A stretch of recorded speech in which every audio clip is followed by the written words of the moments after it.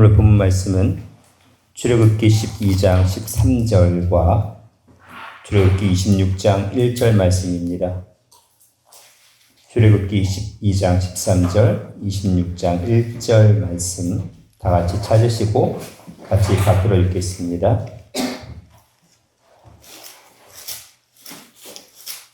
먼저 출애굽기 12장 13절 말씀 시작. 내가 애굽 땅을 칠 때에 그 비가 너희의 거하는 집에 있어서 너희를 위하여 표적이 될지라. 내가 피를 볼 때에 너희를 넘어가리니 재앙이 너희에게 내려 멸하지 아니하리라. 출애굽기 26장 1절 말씀입니다.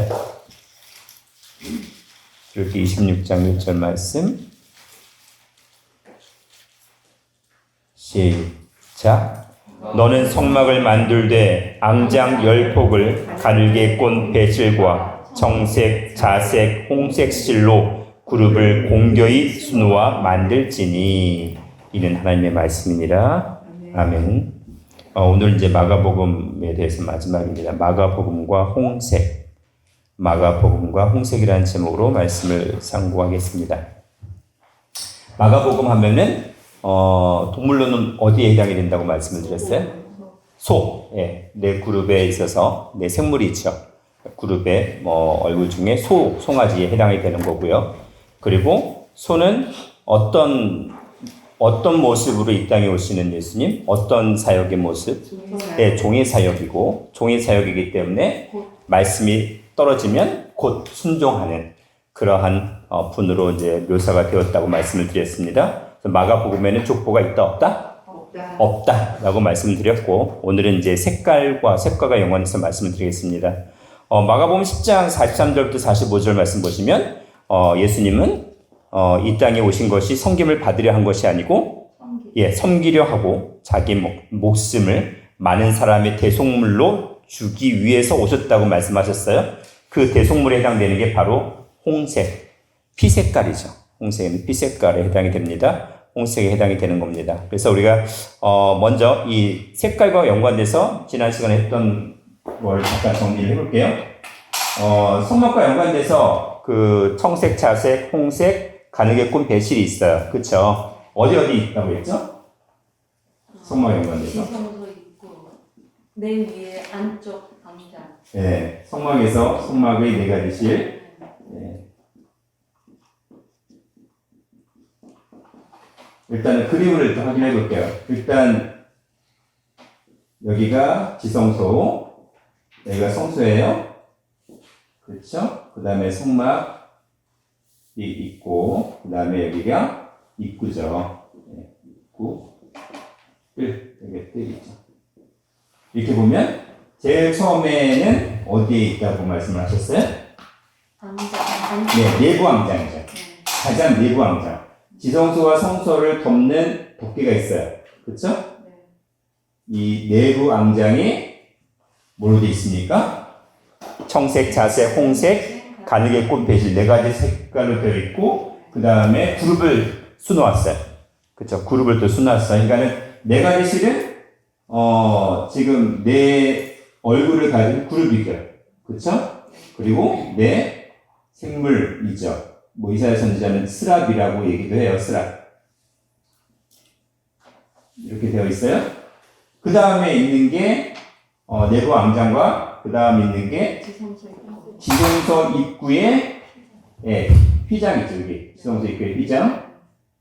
여기 또 역시 지금 청색, 자색, 홍색, 가늘게 꼰 배실, 그리고 또 뭐가 새겨져 있어요? 그룹이 수놓아져 있어요. 그룹이.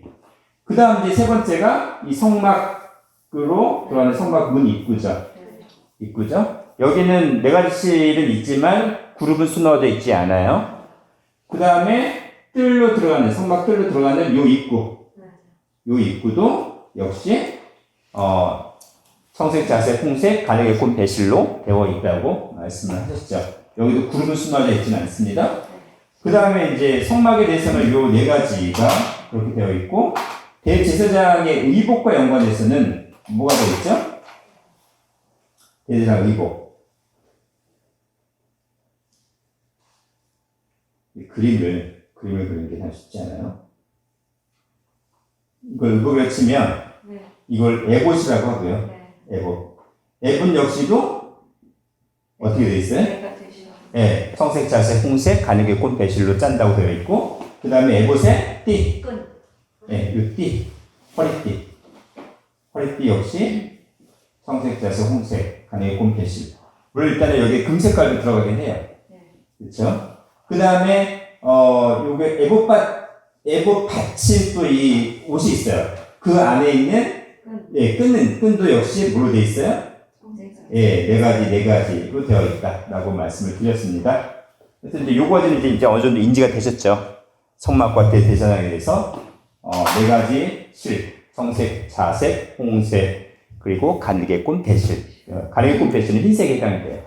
또 네 가지 실로 되어 있고 그 네 가지 실은 내 생물, 또 그 그룹의 내 모습, 내 얼굴의 모습과 같이 연관이 되어 있다고 말씀을 드렸습니다. 그래서 마가복음은 뭐다? 내 생물의 얼굴 중에 소다. 마태복음은 뭐였어요? 마태복음은 왕으로 오시는 분이니까 사자였었죠. 그렇죠? 그거 연관성을 그림을 그리시면 좋을 것 같습니다. 자, 그러면 홍색은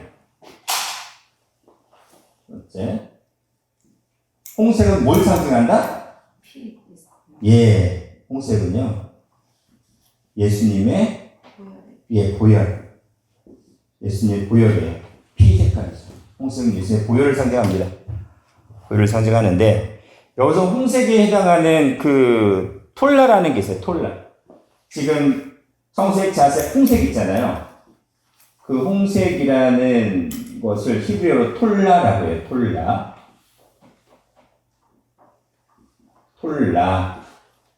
톨라라고 합니다. 톨라고 하는데 이 톨라라는 말 자체가 주홍색, 홍색이기도 하고 주홍색이라고도 하고요. 대부분 약간 피색깔이라고 해서 영어로는 뭐라고 할까요? 블러디하다. 예. 약간 이렇게 표현하기도 해요. 블러디하다. 맞나요, 스펠링이? 예, 맞아요. 예. 그래서 뭐 이게 주홍색 또는 진홍색이라고도 합니다. 진홍색이라고도 합니다. 근데 예수님의 피는 홍색으로 예수의 피 보혈을 상징하는데 이게 어디서부터 나왔냐면 오늘 본문에서 읽었던 그 해당의 장인데 출애굽기 12장을 보실게요. 출애굽기 12장을 일단 피시고요. 12장 3절부터 7절 오늘 도전군부터 12장 3절부터 7절입니다. 너희는 이스라엘 회중에게 고하여 이르라. 이 달 열흘에 너희 메인이 어린 양을 취할 테니 각 가족대로 그 어린 양을 그 식구를 위하여 어린 양을 취하되 그 어린 양에 대하여 식구가 너무 적으면 그 집의 이웃과 함께 인수를 따라서 하나를 취하며 각 사람의 식량을 따라서 너의 어린 양의 계산할 것이며 너희 어린 양은 흠없고 2년 된 수컷으로 하되 양이나 염소 중에서 취하고 이달 14일까지 간직하다가 그 해 질 때에 이스라엘 회중이 그 양을 잡고 그 피로 양을 먹을 집 문 좌우 설주와 그 인방에 바르고. 네, 감사합니다. 지금 이제 6월절과 관련된 얘기예요. 6월절인데 우리가 보통 패스오브 데이라고 하죠. 지나가다는 거죠. 지나간다는데 뭐가 지나가요? 죽음의 사자. 뭐가 지나가요? 죽음. 네, 사망이라는 장자의 사망, 또는 죽음이 어떻게 됩니까? 지나갑니다. 통과합니다. 그냥 통과하는 건데 그 조건이 뭐예요? 피. 누구의 피? 어린 양의 어린 양의 피예요. 어린 양의 피. 흠없고 흠없는 깨끗한 어린 양을 1월 하나님께서 정하신 그날 1월 며칠 날? 10일 날 10일 날 준비해서 언제? 1월 14일 날 해질 때에 잡는 거죠. 그래서 그 어린 양을 문방과 문설주와 그 다음에 좌우 문설주하고 그 다음에 임방에 그 전부 다 바르라고 되어 있어요. 그렇죠? 바르라고 되어 있는데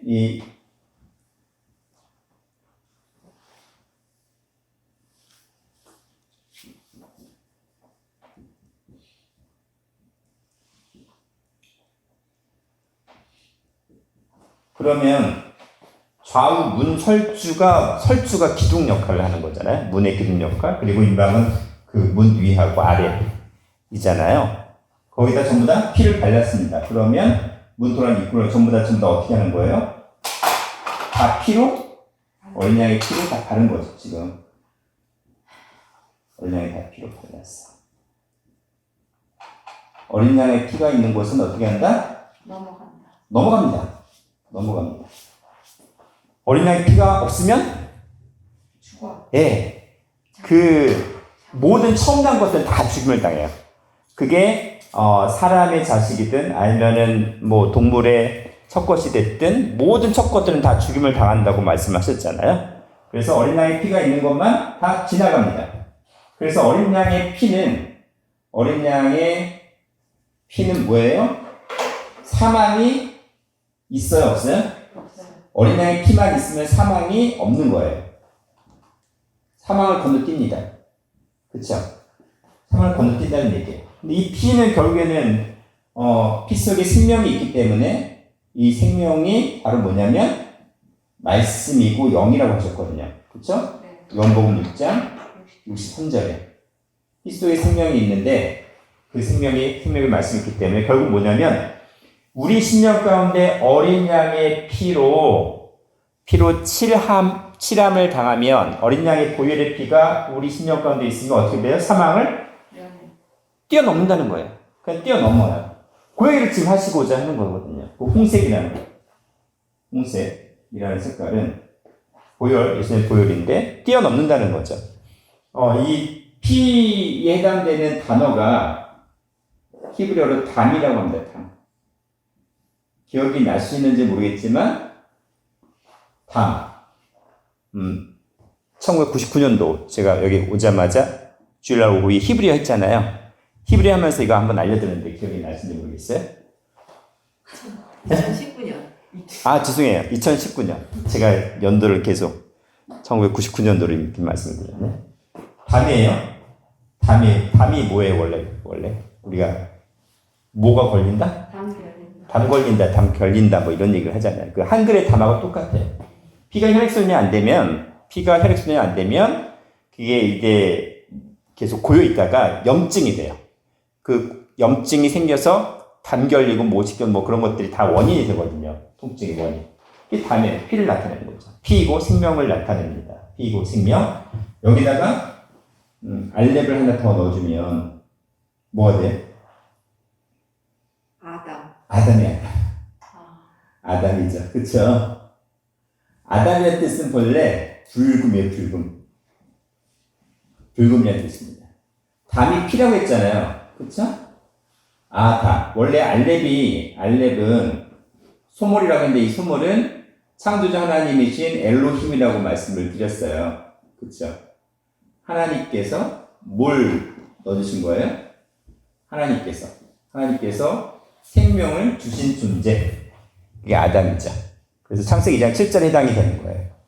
창세기. 하나님께서 흙으로 사람을 지으시고 그 코에 생기를 불어넣으시니 뭐가 됐다?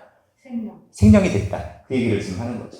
아담은 불다는 뜻이에요. 불금. 또는 흙. 우리가 황토 있잖아요.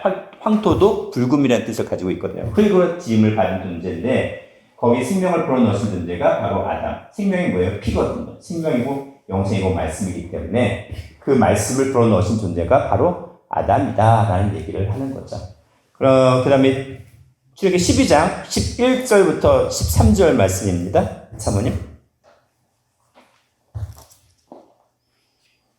11절부터 10절. 너희는 그것을 이렇게 먹을지니 허리에 띠를 띠고 발에 신을 신고 손에 지팡이를 잡고 급히 먹으라.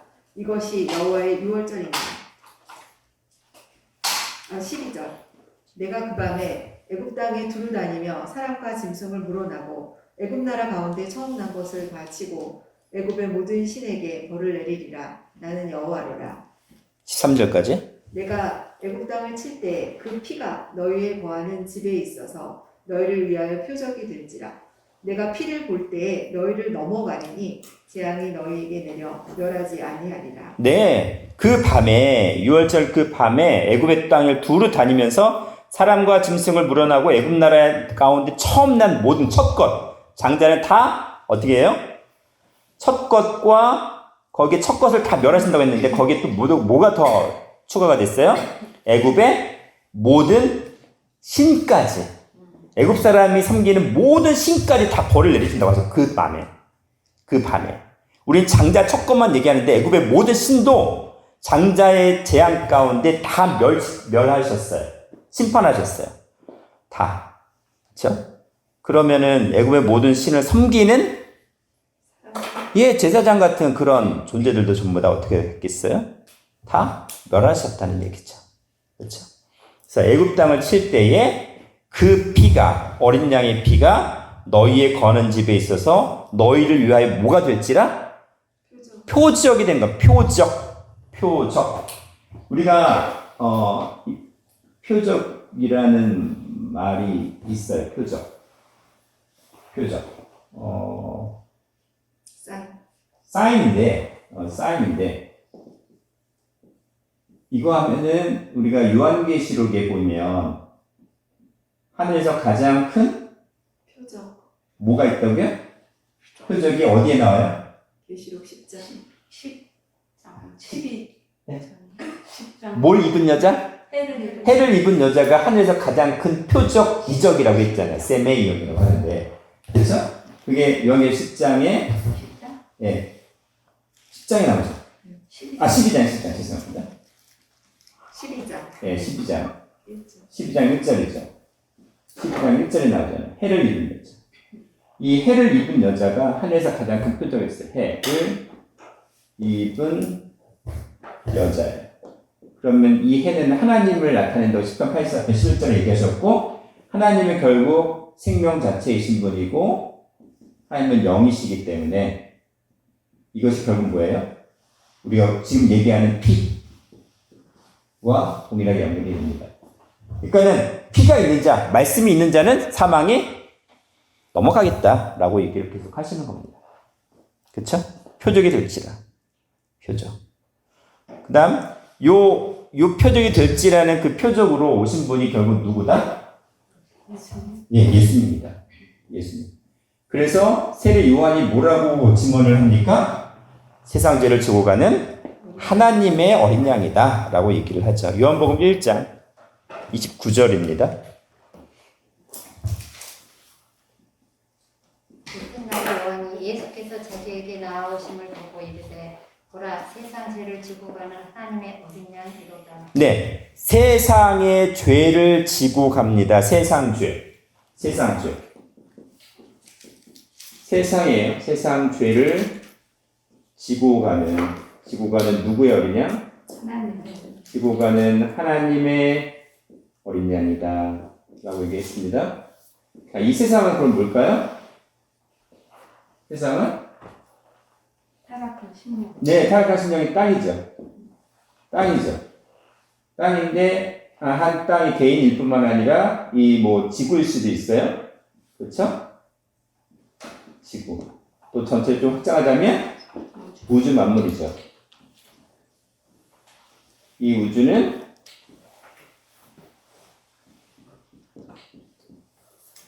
멀티버스까지 전체를 다 확장했을 때 우주 만물까지 다 해당되는 게 이 세상입니다. 이 세상의 모든 죄를 짊어지고 가는 하나님의 어린 양이라고 했습니다. 35절부터 36절도 읽어주시면 감사하겠습니다. 양 목사님. 35절에서 36절. 또 이튿날 요한이 자기 제자 중 두 사람과 함께 섰다가 예수께서 건지심을 보고 말하되 보라 하나님의 어린 양이로다. 네, 계속 강조하는 거예요. 예수의 단신을 보고 말하되 계속 하나님의 어린 양이다라는 얘기를 계속 강조하죠. 왜? 이 하나님의 어린 양이다라는 얘기는 결국 출애굽기에서 얘기한 6월절 어린 양을 가리킵니다. 6월절 어린 양이라는 거는 그 피를 바르면 그 피가 표적이 되었을 때, 말씀이 내 심령 가운데 표적이 되었을 때 죽음을 다 어떻게 한다? 넘어가게 하겠다. 사망을 넘어가게 하겠다라고 얘기를 하신 겁니다. 결국 하나님의 어린 양으로 이 땅에 오셔서 예수님께서는 피를 흘리셨죠. 피를 흘리시고 최후의 만찬 가운데 포도주 잔을 가지고 뭐라고 하셨어요? 내 피가 언약의 피다라고 강조를 하십니다. 마태복음 봅니다. 마태복음 26장 26절에서 28절.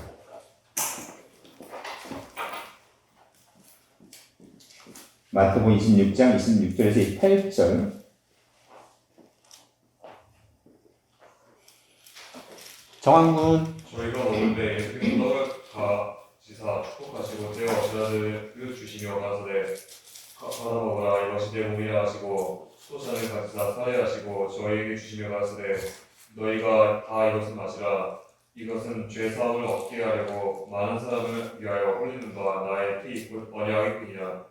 네, 어떤 피냐면 예수님의 피인데 예수님의 피는 많은 사람의 죄를 어떻게 하려고?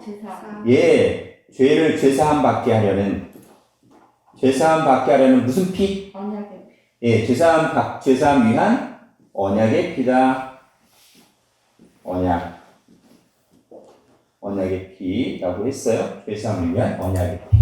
근데 이 언약의 피가요, 예수님께서 이 땅에 오셔서 하는 언약의 피는 옛날 언약일까요? 새 언약일까요? 옛날 언약이 있고 새 언약이 있어요. 원래는 새 언약이지만 그쵸. 예수님께서 이 땅에 오시는 건 새 언약이에요. 왜냐하면 이 언약이라는 거는 뭐냐면 이 언약에 해당이 되는 거는 토라가 있어요. 토라. 이 토라는 뭐예요? 율법을 가리켜요. 율법. 몇 가지 율법이 있어요? 613가지의 율법이 있어요. 이 율법을 딱 축약한 게 10계명. 이죠. 근데 이 10계명의 중심은 뭐예요? 죽이면, 그러니까는 뭐 하면 하지 말라? 그러니까 뭐 하지 말라, 뭐 해라, 그런 거잖아요. 근데 그 중에 613가지 중에 어쨌든 하나라도 범하면 어떻게 되는 거예요? 다 율법을 범하는 것이기 때문에 죄죠, 죄. 그렇죠? 다 못 지키면, 그 중에 하나도 못 지키면 다 죄가 되는 거예요. 죄는 결국 뭐예요? 사망이잖아요. 그렇죠? 예수님께서는 이 땅에 언약의 피를 흘리기 위해 오셨는데 그 언약이 옛 언약, 구약 시대의 언약이 아니라 무슨 언약이다? 삶이기 위한 새 언약으로서 예수님의 피를, 즉 예수님의 말씀을 선포하기 위해 오신 분입니다. 누가복음 22장 보십니다. 누가복음 22장 20절 말씀.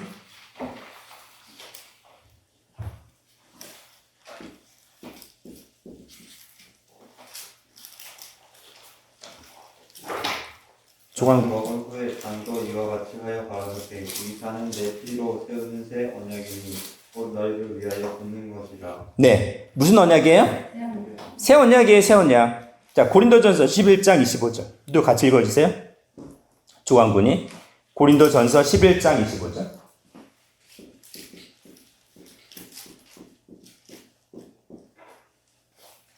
직후에 또한 이와 같이 잔을 가지시고 가라사대 이 잔은 내 피로 세운 새 언약이니 이것을 행하여 마실 때마다 나를 기념하라 하셨으니. 네, 예수님의 피로 세우는 새 언약이에요. 옛 언약이 아니라 새 언약이에요. 옛 언약 율법은 죄 보면 무조건 다 죽게 되어 있어요. 근데 새 언약은 뭐예요? 예수님의 보혈 그 피만 믿으면 어떻게 한다? 죄 사함을 받아서 아까 지금 마태복음 26장 28절에 죄 사함을 얻게 하는 피라고 했잖아요. 죄 사함을 얻게 하는 나의 피, 나의 언약을 했기 때문에 죄를 사해주는 언약이잖아요. 그래서 언약이 그냥 언약이 아니라 새 언약입니다. 새 언약. 히브리서 보십니다. 히브리서 9장 15절. 권사님 부탁드리겠습니다. 히브리서 9장 15절. 히브리서 9장 15절 말씀. 이를 인하여 그는 새 언약의 중보니 이는 첫 언약 때의 범한 죄를 속하려고 죽으사 부르심을 입은 자로 하여금 영원한 기업의 약속을 얻게 하려 하심이니라. 네, 첫 언약, 즉 새 언약의 중보로서 예수님께서 이 땅에 오셨는데 첫 언약 때, 구약 시대의 율법 때의 범한 죄를 뭐 하시기 위해서? 속하시기 위해서, 사하시기 위해서 죽으셨다는 거예요. 십자가에서 죽으셨다는 거죠. 그래서 부르심을 입은 자로 하여금, 즉 말씀을 믿는 자로 하여금 영원한 기업의 약속, 영원한 기업의 약속이 뭐예요? 약속도 언약이잖아요. 영생, 영원한 기업의 약속이니까 영생을 가리키죠. 영생을 얻게 하려 하십니다라는 거죠.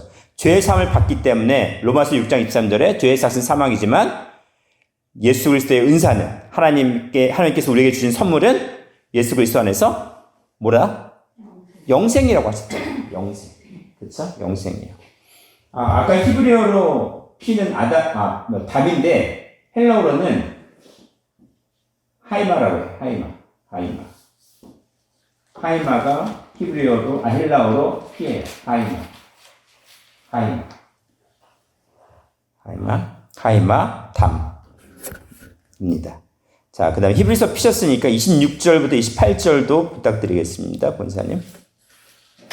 그리하면 그가 세상을 창조할 때부터 자주 고난을 받았어야 할 것이로되 이제 자기를 단번에 제사로 드려 죄를 얻게 하시려고 세상 끝에 나타나셨느니라. 한 번 죽는 것은 사람에게 정하신 것이요 그 후에는 심판이 있으리니 이와 같이 그리스도도 많은 사람의 죄를 담당하시려고 단번에 들으신 바 되셨고 구원에 이르게 하기 위하여 죄와 상관없이 자기를 바라는 자들에게 두 번째 나타나시리라. 네, 예수님께서 이 땅에 오셨을 때 언제 오셨다고 하셨어요? 언제 나타나셨다? 초림 때 언제 나타나신 거예요? 세상 처음이에요? 끝이에요? 세상 끝에 나타났어요. 세상 끝이라고 됐어요. 그렇죠? 지금 예수님께서 자기를 단번에 제사로 드렸다고 했죠. 제사라는 거는 제물이에요. 제물. 우리가 마가복음 10장 45절에 자기 목숨을 많은 사람의 대속물로 주려 하며 했대. 그 대속물 있죠. 그게 제물이잖아요. 대신 속하기 위해서 드리는 제물. 그렇죠? 그래서 그 대속물을 가리킵니다. 자기를 단번에 제사로 드려 죄를 얻게 하시려고 언제? 세상 끝에 나타나셨어요. 세상 끝. 세상 끝이에요. 세상 끝에. 이 세상 끝이 뭐예요? 세상 끝에 나타나신 예수님. 말씀 깨닫는 세상이 끝나. 세상 끝. 세상이 끝나. 종말일까요? 아니요. 세상 끝 종말. 내 마음의 어둠이 끝나는데. 말씀을 깨닫는 그렇죠. 이 세상 끝이 종말, 이 세상의 종말을 가리키는 게 아니라 이 세상 끝은 뭐냐면 이 세상은 뭐예요? 땅이잖아요. 땅이죠. 창세기 1장 2절에 땅이 혼돈, 공허, 흑암이 깊은 맥이다. 깊은 흑암이잖아요. 깊은 흑암. 이 타락한 심령의 땅에, 이 타락한 심령의 끝은 뭐예요? 더 이상 공허, 혼돈, 흑암이 아니고 빛이 있으라 하시면 빛이 있어가 됐으니까 뭐예요? 빛이. 네. 빛이 됐다는 거죠. 왜 그렇게 나타냈냐면 이 나타나다는 개념이 뭐예요? 아이로라고 해서 투시예요, 투시. 보는 겁니다. 뭘 보는 거예요? 우리는 나타난다고 번역이 됐지만 이거는 투시예요. 말씀을 보는 건데 우리가 보통 이 보는 건데 뭘 보냐면 투시한다는 거 우리가 아이스 할 때. 아이스 하면 뭐예요? 깨닫다. 예, 알았다, 깨달았다. know 또는 understand. 깨달았다는 겁니다. 알았다는 거예요. 말씀의 빛을 깨달아 아는 순간이 뭐다? 세상 끝이라는 얘기예요. 세상 끝. 그게 종말이라는 거죠. 그렇죠? 그 얘기를 지금 하는 거예요. 세상 끝. 그런데 세상 끝에 나타나셨어요. 근데 깨달았어요? 못 깨달았어요? 예수님을? 못 깨달아. 못 깨달았어요. 그러니까 예수님 또 다시 오신다고 하셨잖아요. 그래서 이와 같이 그리스도도 많은 사람의 죄를 담당하시려고 단번에 들으신 바 되셨고, 여기까지는 초림이에요. 그리고 구원에 이르기 위하여. 지금 재림을 얘기하는데 히브리서 9장 28절에 예수께서 다시 오시는 재림의 목적이 뭐예요? 재림의 목적. 구원에 이르게. 예, 구원에 이르기 위하여. 구원을 위해서 오시는 구원. 어떤 구원이에요? 영생이라는 구원에 이르게 하기 위하여 다시 오시는데 누구에게만 와요? 자기를 바라는 죄와 상관없이 첫째, 죄와 상관없이. 죄와 상관없어야 돼. 그러면 죄와 상관이 없다는 건 예수를 믿는 자들이죠. 부활승천하신 예수를 믿는 자예요. 죄와 상관과 말씀을 믿는 자는 죄와 상관이 없기 때문에 죄와 상관이 없어요. 그 다음에 그걸로 끝나는 게 아니라 간절히 뭐 하는 자? 바라는 자기를 예, 바란다는 간절히 찾고 바라는 자. 간절히 찾고 그 말씀을 그 하셨던 말씀이 무엇인지 고민하고 계속 우리가 세상 말 뭐라고 하냐면 아기다리 고기다리라는 말이 있잖아요. 정말 간절히 찾고 바라는 자들에게만 뭐 하신다? 또 두 번째 나타나신다. 똑같이 나타나신다고 했어요. 여기서 나타나는 것도 역시 뭐예요? 투시에 보는 거예요. 깨닫는 거예요. 그러니까 우리는 그냥 예수님이 그냥 사람으로 뿅 나타나면 그게 재림이라고 생각해요. 근데 본질적인 부분에서 사람으로 이 땅에 오신 예수님의 말씀을 우리가 믿지 못하면 예수님이 아무리 이 땅에 사람으로 오신다 하더라도 우리는 예수님을 못 만난 거예요.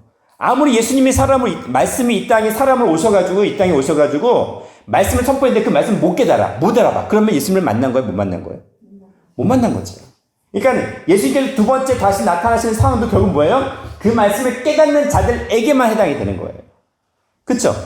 예수님께서 초림을 했든 재림을 했든 세 번째 오시든 뭐 또 몇 번 오시더라도 그 말씀을 깨닫지 못하면 우리는 전부 다 예수님을 못 만난 거기 때문에 그 못 만난 분한테는 결국 뭐예요? 예수님이 초림이 없는 거예요. 재림도 없죠. 당연히 초림이 없으니까. 그러니까 이스라엘 백성이 뭐 했어요? 메시아를 예수님을 죽였잖아요. 그래서 지금 뭐예요? 초림 예수를 지금 기다리고 있잖아요. 그런 상황이 일어나는 거예요. 지금도 마찬가지. 우리는 재림 때에 살고 있는데 재림하신 예수님의 말씀을 우리가 깨닫지 못하면 우리는 우리 심령 가운데 재림이 있을 수 없다 이거예요. 그러면 재림이 없으면 영생이라는 거는 해당사항이 없다는 얘기를 하는 거죠. 나타난다는 그 얘기예요. 나타난다는 게. 그냥 한글 번역으로 나타난다고 예수님이 그냥 보이는 사람으로 딱 나타난다 그게 아니라는 거죠. 그게 아니에요. 자, 그래서 예수님의 언약은 옛 언약이 아니라 우리 죄를 영원히 사하시는 새 언약이잖아요. 그러면 우리는 어떻게 되냐면 이 성경은 예수님께서 하셨던 말씀, 예수님의 행적 또는 하나님의 구속사를 기록한 말씀이잖아요. 그렇죠? 근데 이걸 율법 차원에서 성경을 보면 우리는 예수님을 아직도 초림주로 믿지 못하는 거죠. 근데 이제는 이 성경을 초림주, 십자가 차원에서만 성경을 계속 보게 되면 역시도 우리는 신약시대에 머물러 있는 거예요. 그럼 우리는 성경을 어떻게 봐야 돼요? 말씀 그대로 어떻게? 새 언약이잖아요. 옛 언약이 아니에요. 새 언약인 관점에서 성경을 바라봐야 되고 예수께서 하셨던 말씀이 원래는 땅의 문자로 기록한 말씀이지만 결국 뭐야? 하늘의 생명의 말씀, 셋째 하늘 차원의 말씀을 기록하는 것이기 때문에 우리가 성경을 보는 관점이 어떻게 돼야 되는 거예요? 셋째 하늘 차원으로 성경을 보고 깨달으려고 해야 돼요. 그래야지만이 어떻게 되는 거예요? 재림하시는, 다시 오시는 예수님께서 내 심령 가운데, 내 삶 가운데 나타나시는 거예요. 그 분을 느끼게 되고 깨닫게 되고 알게 되는 거예요. 그 얘기를 하시는 거예요. 새 언약은 결국 뭐냐면 새 언약이라는 영생의 말씀을 깨닫는 자는 그 옛 피조물일까요? 새 피조물일까요? 세대죠. 그렇죠. 새 피조물. 네, 새 피조물입니다. 새 피조물. 이게 새로운 피조물입니다. 새 이름을 가진 새로운 피조물이다. 고린도후서 5장 17절 다 아시기 때문에 누구든지 그리스도 안에 있으면 새로운 피조물이라 이전 것은 지나갔으니 보라 새 것이 되었도다 라고 말씀하신 겁니다.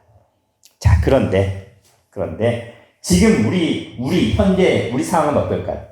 예수님께서는 부활 승천하셨다고 하셨잖아요. 근데 지금 우리 상황에서 부활 승천하신 예수님은 요한계시록에서 마지막 장이잖아요. 마지막 어찌 보면 그게 믿는 자는 천국 곳간에 그리고 믿지 않는 자들은 영원한 불구덩이 속에 들어가게 되는데 지금 이 시점에 요한계시록에서 예수님의 어린 양이신 예수님은 어떻게 기록을 하고 있을까요? 여전히 십자가를 짊어지고 계실까요? 아니면 어떨까요? 십자가를 짊어지고 계속 죽임을 당하신다는 거잖아요. 그렇죠? 요한계시록 보십니다. 요한계시록 5장 6절부터 10절입니다. 장로님 부탁드릴게요. 요한계시록 5장 6절부터 10절.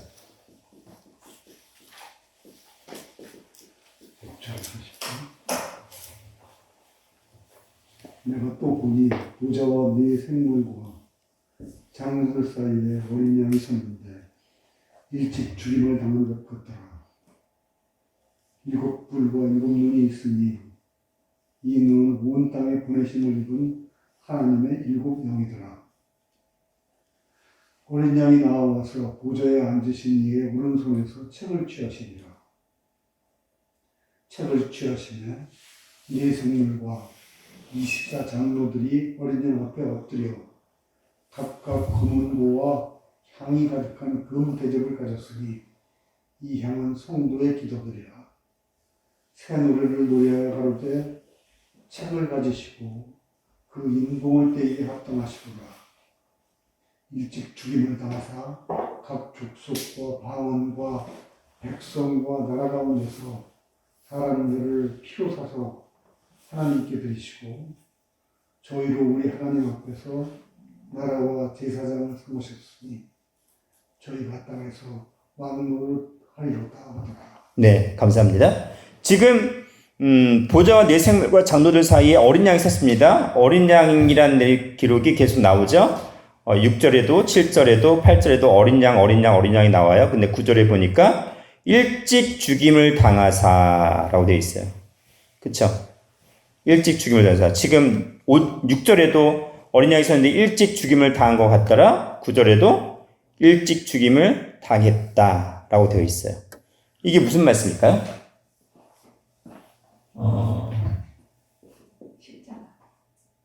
죽임을 당했어요. 죽임을 당했다. 헬라어 본문에는 일찍이라는 말이 없어요. 일찍이라는 말이 없어요. 죽임을 당했다라는 얘기가 나와요. 죽임을 당했다. 죽임을 당했다라는 얘기가 스파조라고 하는데,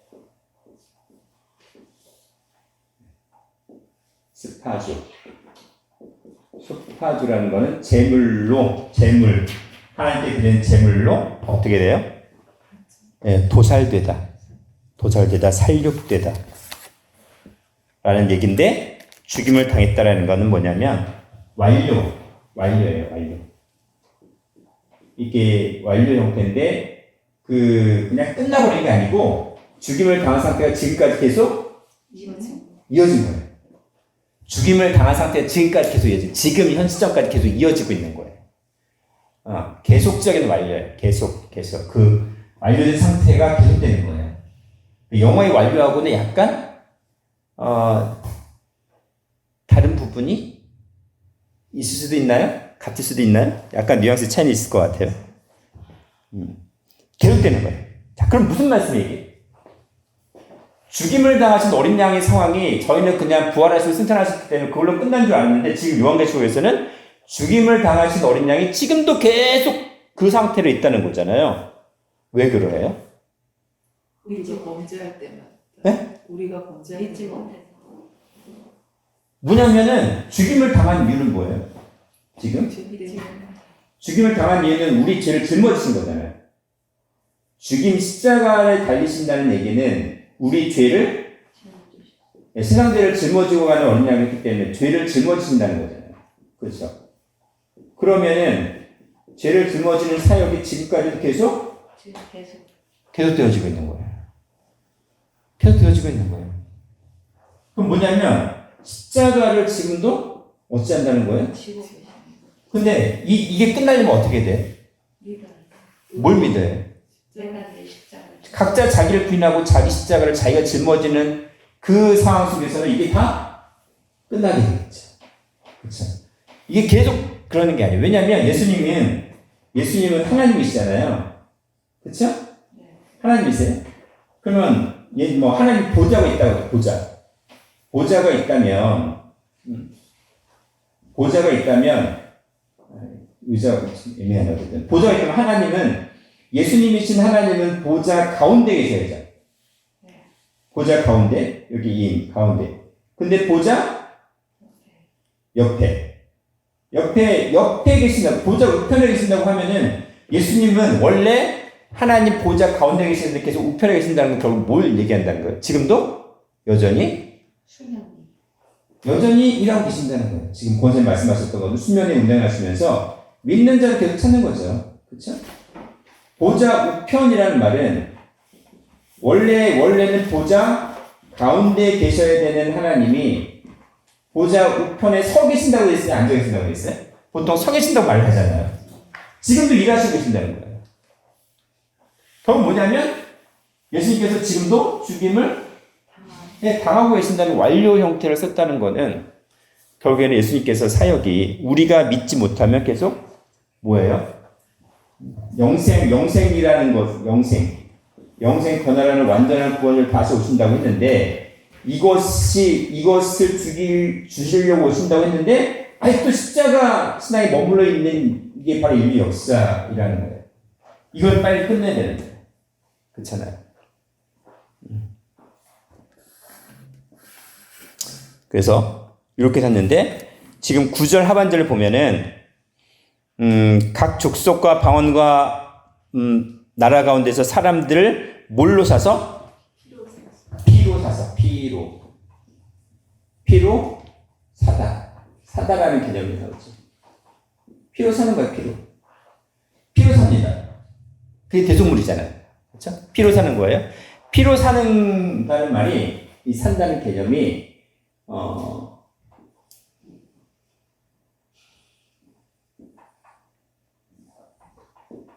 아고라조라는 말이에요. 아고라조인데 이것이 우리가 보통 아고라라는 말 많이 들어보셨죠? 아고라. 시장을 얘기해요. 시장에서 사고 파는 것. 마켓. 일반적으로 그렇게 얘기해요. 시장에서 사고 판다는 그런 개념인데 이 아고라조라는 개념은 물론 아고라에서 일단 파생이 되긴 했어요. 그건 지속적으로 아고라에서 파생이 됐지만 이 아고라 또는 아고라조는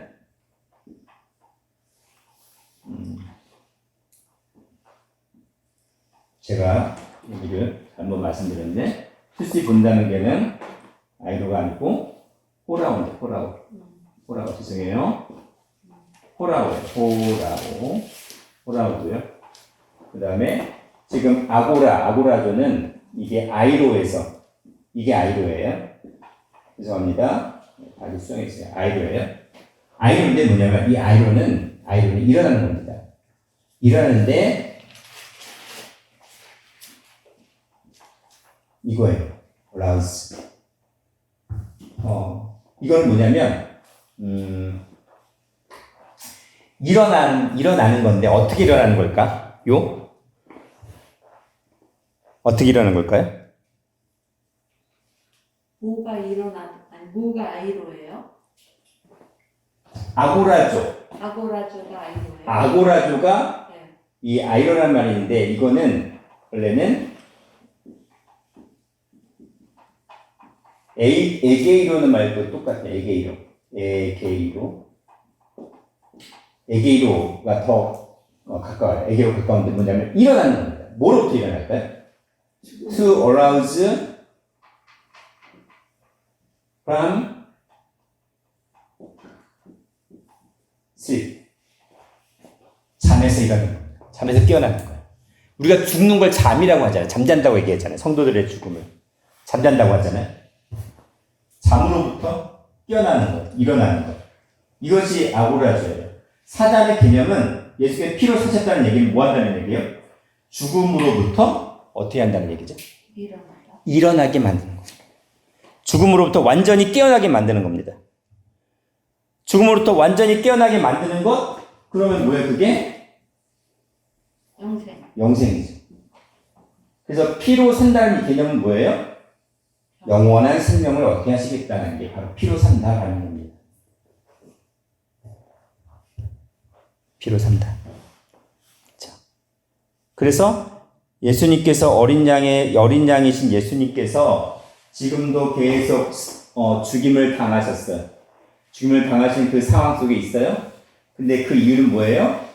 예수님의 어린 양의 피로 뭐 하시기 위해서? 영생을 주시고. 예, 영생을 주시기 위해서. 그게 피로 산다는 개념이죠. 영생을 주시기 위해서 지금도 계속 죽임을 당하신 그 상황대로 계속 완료지만은 그렇게 이어져 내려온다는 거죠. 그래서 그때가 차서 이게 다 완성이 되면 마지막 때. 예, 그게 마지막이에요. 그게 마지막이에요. 마지막.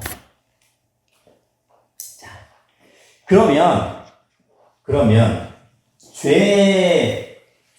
죄를 용서하시기 위해, 죄를 사하시기 위해서 예수께서 보혈을 흘리셨잖아요. 보혈을 흘렸으면 그러면 이 죄라는 거는 색깔이 뭘까요? 홍색. 죄도 홍색이에요? 검정. 죄는 무슨 색깔일까요? 파란색 아닐까요? 파란색? 빨간색 같아요. 빨간색 같으세요? 네. 확신 있게? 네. 네. 죄가 색깔이 빨간색이에요. 홍색이에요. 홍색이에요. 그게 어디 있어요? 그러면은 성경을 통해서 알아봐야겠죠? 자, 이사야 1장 18절. 도성군 이사야 1장 18절.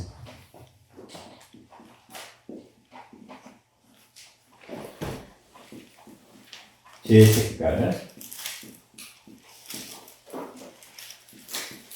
여호와께서 말씀하시되 오라 우리가 서로 변론하자 너희가 죄가 주홍 같을지라도 눈과 같이 희어질 것이요 진홍과 같이 붉을지라도 양털같이 되리라. 네. 지금 우리가 서로 변론하자. 너희 죄가 뭐 같을지라도 주홍. 여기 주홍이라는 게 빨간. 예. 샤나이라고 하는데 샤나이라고 하는데 이 색깔 저기 의미는 똑같아요. 의미는 진홍색, 주홍색이라고 하는데 우리가 피비린내라는 말이죠. 피비린내 난다는 개념을 우리가 어떻게 해요? 아까 말씀드린 것처럼 브로디라는 이 피비린내 나는 색깔이에요. 이게 죄의 색이에요. 죄가 많은 내 의미예요. 샤나이라는 진홍색입니다. 그렇죠? 주홍색이에요. 그렇게 할지라도 눈과 같이 이어질 것이요 또 진홍같이라는 말도 진홍같이라는 말도 진홍같이라는 말도 있어요. 지금 이거는 여기 톨라. 아까 톨라 말씀드렸죠. 네. 이건 뭐냐면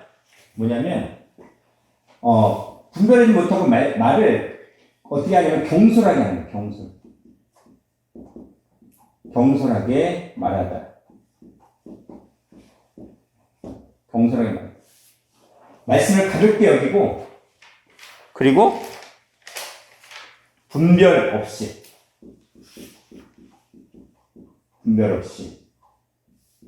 말하다. 그게 진홍이에요. 진홍에 해당하는 톨라. 예당이 됩니다. 그럴지라도 어떻다?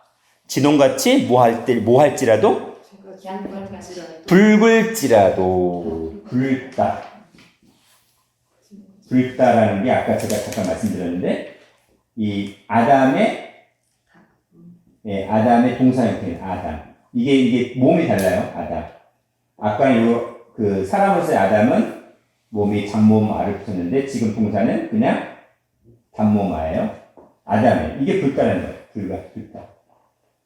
너희 죄가 붉을지라도 진홍같이 붉을지라도 양털같이 되리라. 그러니까 죄의 색깔이 뭐예요? 죄의 색깔이 바로 주홍색, 진홍같이 붉은색이라는 겁니다. 그래서 예수님께서 이 죄를 사하시기 위해서 붉은 피를 흘리셔야만 되는 상황이 되어진 겁니다. 그렇죠? 그래서 예수께서 십자가 지시기 전에 사람들이 뭘 입혔어요? 자주세고 홍포. 홍포나죠, 홍포. 그렇죠. 우리 마태복음 봅니다. 마태복음 27장 31절에서 27장 23절에서 31절. 마태복음 27장 23절에서 31절. 어떤 죄인지 이 죄의 색깔이 불가라는 개념이 어떤 죄인지 이 상황을 좀 보시면 느낌이 오실 거예요. 사모님? 마태복음 27장 3절부터. 말씀. 빌라도가 가로되 어찌미뇨 무슨 악을 하였느냐 저희가 더욱 소리질러 가로되 십자가에 못 박혀야 하겠나이다 하는지라. 빌라도가 아무 효험도 없이 도리어 밀란이 나려는 것을 보고 물을 가져다가 우리 앞에서 손을 씻으며 가로되 이 사람의 피에 대하여 나는 무죄하니 너희가 당하라. 백성이 다 대답하여 가로되 그 피를 우리와 우리 자손에게 돌릴지어다 하거늘. 이에 바라바는 저희에게 놓아주고 예수는 채찍질하고 십자가에 못 박히게 넘겨주니라. 이에 총독의 군병들이 예수를 데리고 관정으로 들어가서 온 군대를 그에게로 모으고 그의 옷을 벗기며 홍포를 입히며 그 가시 면류관을 엮어 그 머리에 씌우고 갈대를 그 오른손에 들리고 그 앞에서 무릎을 꿇고 희롱하여 가로되 유대인의 왕이여 평안할지어다 하며 그에게 침 뱉고 갈대를 빼앗아 그의 머리를 치더라.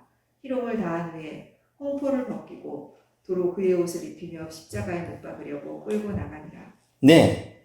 지금 오히려 빌라도 총독은 뭐 했어요? 예수가 죄 없다는 걸 알았죠. 놓아주려고 했죠. 근데 오히려 유대인들, 이스라엘 백성들이 오히려 예수님을 십자가에 못 박혀야 하겠다. 십자가에 못 박으라고 계속 큰 소리를 질렀습니다. 근데 빌라도가 할 수 있는 일은 나는 이 사람의 예수님의 피에 대해서 나는 무죄하다. 너희가 알아서 하라는 얘기예요. 그쵸? 그랬더니 백성이 25절을 보니까 다 대답했습니다. 그 피, 예수의 피, 만약 예수의 죄 없는 피라면 그 피를 누가 담당한다? 우리와 우리 자손에게 돌릴지어다. 그래서 무슨 사건이 일어났어요? 히틀러가 유대인들 학살을 통해서 이 핏값을 받게 한 거예요. 그쵸? 말이 무서워요. 예, 말이 씨가 된 거죠. 그쵸? 그 피를, 예수의 피를 우리와 우리 자손에게 돌릴지어다 했어요. 우리가요, 예수의 피, 말씀을 믿지 못하면 이렇게 되는 거예요. 전멸당해요, 이 땅에서. 그랬더니 예수님께 어떻게 했습니까? 홍포를 입혔습니다. 이 붉은색 옷이에요. 진홍색, 피색, 새빨간 그런 색이에요. 홍포를 입혔는데 이 포라는 거는 짧은 망토 겉옷 같은 거예요. 뭐 요즘 같으면 치안 판사나 왕이 이거 위에 위에 딱 덮어놓는 그런 옷들 있잖아요. 짧은 옷. 그걸 홍포라고 하는데 빨간색의 옷이죠. 그러니까 예수님을 모욕하고 십자가에 못 박으라 그러고 그리고 예수님을 희롱하고 침을 뱉고 그 머리를 쳤던 그 사람들 죄를 담당한 것이 바로 그 상징한 게 바로 홍포입니다. 홍포예요. 그렇죠? 자, 그러면 우리가 이제 마지막으로 말씀을 좀 정리를 하겠습니다. 예수님께서는 많은 사람의 대속물로 이 땅에 오셨다고 마가복음 10장 43절에서 45절에 말씀을 하셨어요. 대속물이라고 했고 그 다음에 아까 그 대속물이라는 게 뭐였어요? 피로 사신 교회죠. 피로 사신 교회예요. 교회는 어떤 거예요? 성도를 가리키죠. 피로 사신 성도, 각자 한 사람 한 사람에 샀다라는 건 무슨 말이었다? 사다라는 거는 아고라조라고 했는데 그거는 시장에서 예, 시장에서 너희를 내가 대신 노예가 되고 너희를 내가 그 노예의 그 죽음의 종의 자리에서 벗어나게 했다라는 겁니다. 그것이 바로 그래서 어떻게 됐다고요? 라우스 죽음으로부터 죽음의 잠으로부터 죽음의 잠으로부터 너희를 깨웠다 일어나게 했다. 결국 그것은 무엇이냐면 바로 영생이라는 영원히 살게 했다. 그게 피로 사신 교회입니다. 자, 요거를 이제 사도행전에서 또 말씀을 하세요. 사도행전 20장 28절 보겠습니다. 사도행전 20장 28절.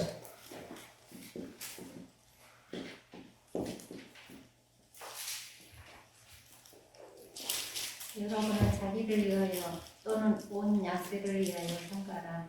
성령이 그들 가운데 여러분을 감독자로 삼고 하나님이 자기 피로 사신 교회를 부살되게 하셨느니라. 네, 예수님이 하나님이시기 때문에 하나님이 자기 피로 사신 교회라고 하신 거죠.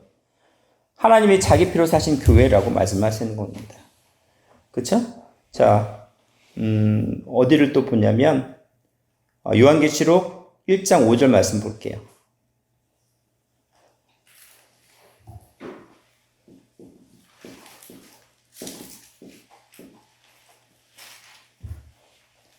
(1장 5절)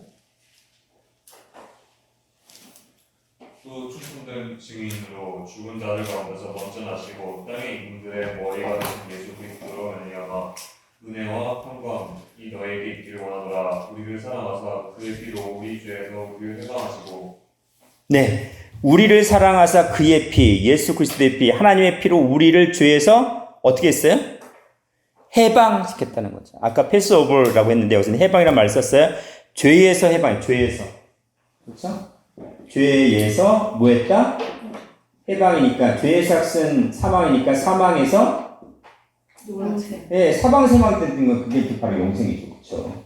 사망에서 해방됐으니까 영생인 거예요. 누구 피로? 예수님의 피, 보혈. 즉 하나님의 피. 이 뭐예요? 생명이고 하나님의 생명이죠. 생명이고 바로 말씀이다. 로고스다. 그리고 하나님의 영이다. 네, 말씀으로 우리를 사망에서 죄에서 해방시키셨다라고 얘기를 했습니다. 자, 히브리서 하나 더 볼게요. 히브리서 9장 12절.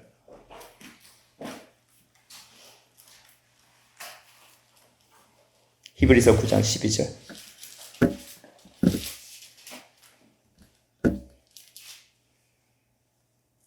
염소와 송아지의 피로 아니하고 오직 자기 피로 영원한 속죄를 이루사 단번에 성소에 들어가셨느니라. 네, 염소나 송아지 보이는 제물이 아니라 그런 제물이 아니라 예수님이 스스로 제물이 되셨어요. 대속물이 되셔가지고 자기 피로 무슨 속죄? 영원한 속죄. 염소와 송아지를 매번 죄를 지을 때마다 했잖아요. 죄를 지을 때마다 염소 바치고 송아지 바치고 그랬어요. 근데 그게 아니라 예수님의 피로 어떻게? 영원히 예수님의 피로 영원한 속죄를 이뤘다는 얘기예요. 예수님의 생명의 말씀을 믿기만 하면 어떻게? 영원히 속죄, 영원한 속죄, 죄사함을 받는다, 영생한다. 그 얘기를 지금 하시는 거죠. 그렇죠? 자, 22절도 읽어줄래요? 조광군이. 히브리서 9장 22절. 율법을 쫓아 거의 모든 물건이 피로서 정결케 되나니 피 흘림이 없은즉 사함이 없느니라. 피 흘림이 없은즉 사함이 없느니라. 생명의 말씀이 없으면 사함이 없다는 거죠. 그렇죠? 그래서 예수님께서 이 땅에 대속물로 오셨다라는 거는 우리를 뭘로 샀다? 피로 샀다. 그 피로 샀다는 거는 죽음의 잠으로부터 완전히 깨어나서 하늘로 올리셨다는 얘기예요. 하늘로 올리셨다. 올라오시라는 개념이 그거예요. 이게 보통 라이즈라는 말 있잖아요. 영어에. 라이즈라는 말은 어떤 뉘앙스를 가지나요? 네? 그냥 일어나다? 잠에서 그냥 일어나다 그런 개념이잖아요. 그치? 근데 어라우즈라는 개념은 뭐예요? 어떤 차이가 있어요? allows. rise와 allows의 개념 차이가 있어요. 여기 on은 완전히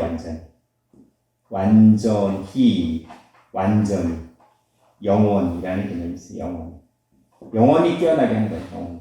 영원히 깨어나게 하는 겁니다. 뭐예요 그게? 영생이에요. 그렇죠?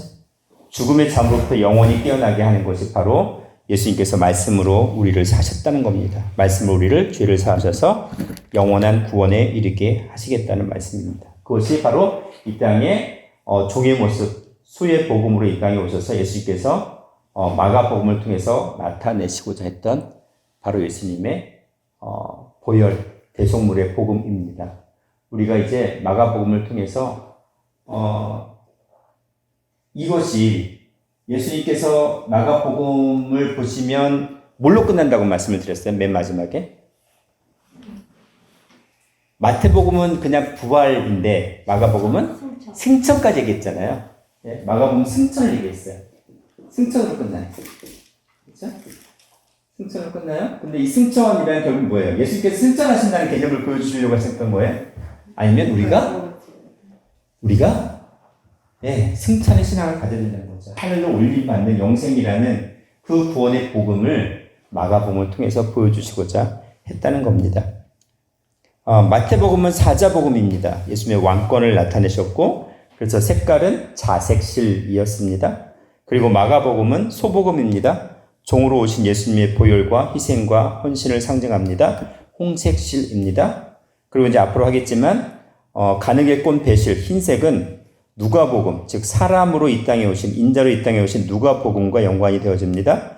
죄 없으신, 무죄하신 창조주 하나님, 즉 예수님의 거룩하심을 나타내는 복음입니다. 청색실은 뭐냐면 독수리 복음입니다. 요한복음이죠. 그래서 예수님의 신성을 나타냅니다. 하늘을 나는 독수리이기 때문에 신성을 나타내요. 그래서 우리가 네 가지 색깔을 통해서 예수님의 이 땅에서 나타내 주신 그런 복음들을 정리하는 시간들을 일단은 사복음서를 통해서 지금 알아보고 있고 오늘은 마가복음의 소복음, 종의 복음, 곧 그리고 홍색을 나타낸 예수의 대속물의 복음을 통해서 마가복음을 정리했습니다. 더 좋은 약속의 모든 성도님들, 이제는 마가복음을 통해서는 예수님의 무엇을 우리가 알아야 될까요? 피로 사신 교회, 우리를 각자 생명의 말씀으로 우리를 사셨다는 것은 물건을 산다는 개념이 아니라 뭐 한다는 개념이다? 완전히 살지, 완전히 라이즈가 개념이 라우즈, 완전히 깨어나게 하신다는 것, 완전히 영생케 하시는 그러한 복음이라는 것을 믿고 우리가 지금 이때에 영생이라는 열매를 맺기 위해서 계속 말씀을 깨닫는 그러한 삶의 행적이 되었으면 좋겠습니다. 기도합니다. 사랑과 은혜가 충만하신 하나님 아버지, 오늘도 아버지께서 태초의 말씀이라는 영생의 보혈의 피로 우리를 사시고 영원히 죽음의 잠으로부터 깨어나게 하셔서 아버지께 온전히 나아갈 수 있도록 인도하시니 감사를 드립니다. 이제는 마가복음이라는 예수님의 삶을 통해서 우리가 각자 자기 십자가를 짊어지고 예수님의 삶이 이제는 십자가를 짊어지는 삶의 개념이 아니라 보좌 가운데 앉으셔서 그 열매를, 영생의 열매를 바라보시며 그 열매를 온전히 아버지 앞에서 아버지께서 흠양하시는 그러한 삶이 될 수 있도록 붙잡아 주시옵소서. 오늘도 아버지께서 허락하여 주심에 감사드렸고 더 좋은 약속, 새 언약, 영생의 언약을 허락하셨사오니 날마다 새로운 피조물 되는 그러한 모든 성도들 되게 하여 주시옵소서. 감사드렸고 사랑과 은혜가 충만하신 예수님 이름 받들어 기도드리옵나이다. 아멘. 감사드립니다. 함께 영광 받습니다. 감사합니다.